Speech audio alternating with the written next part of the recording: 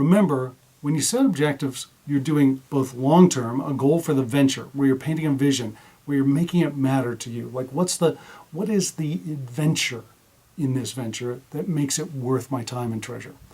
And then the immediate objectives are for this first stage. This is your pitch presentation objectives. What are the criteria you need investors to judge at the MVP stage? Let's perform an activity.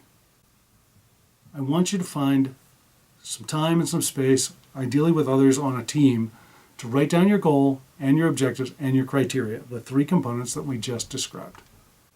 This is objectives and criteria, the first step in our business plan. Next, define your build requirements. What build out are you asking investors to fund, and what are the major elements? Just list them. What are the major things? Do it off the top of your head, but if you're smart, you'll go out and look at other similar businesses to really detail what the bill of materials is for this, what the real cost is to produce this business. This build activity should include purchase materials, space and utilities, packaging costs, the cost of distribution, how are you going to market, who are you paying to do it, where is it going to sit in a store or on a shelf, sales and marketing external costs, legal fees. Don't forget there's all kinds of licensing fees, taxes, and other secondary fees that can be significant. And then finally, the cost for your pilot launch, where you're going to need as a minimum branding, marketing, distribution, and testing.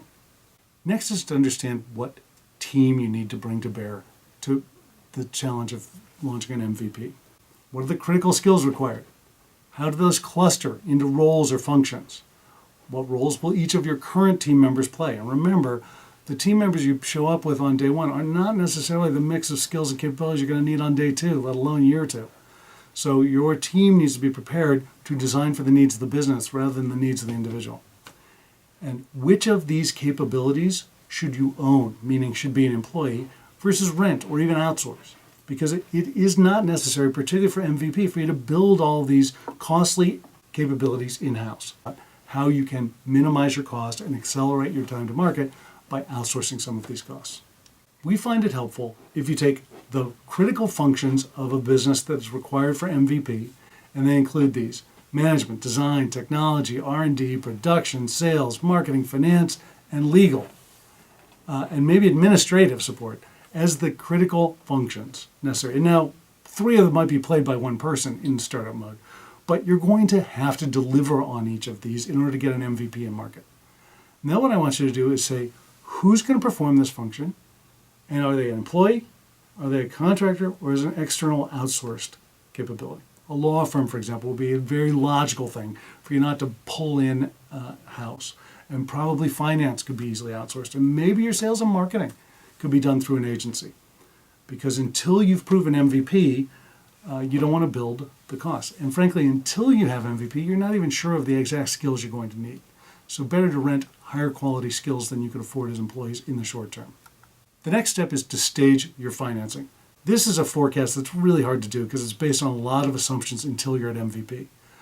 The way you should think of it is that in the near term, you've got pretty good idea what your costs are going to be in order to get an MVP. You know you're setting the price, so you know what your margins will be. You can estimate when you're going to get the first dollar.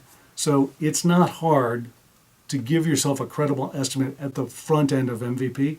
It's when you get to the second and third tranche that you're making assumptions that can catastrophically differ from your assumptions.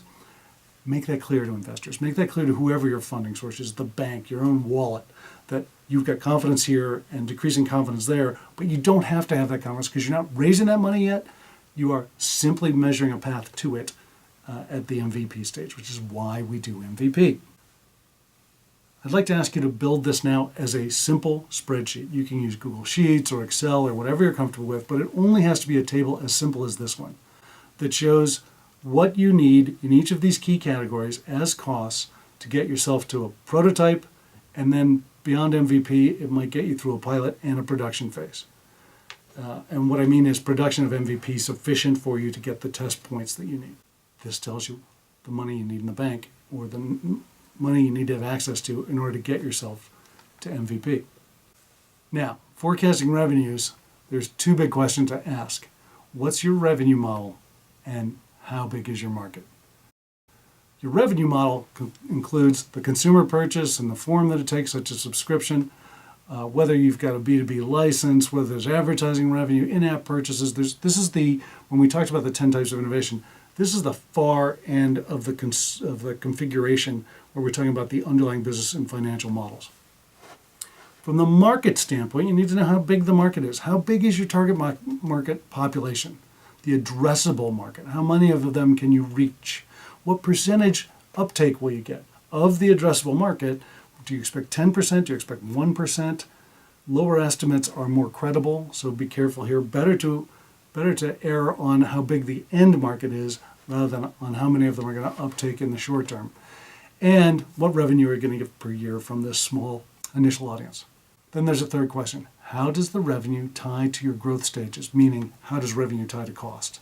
Show those cost bumps, which tend to grow in stair steps, with the revenues, which tend to grow on a curve, so that you can see when the costs are higher than the revenues, and you'll need to fund.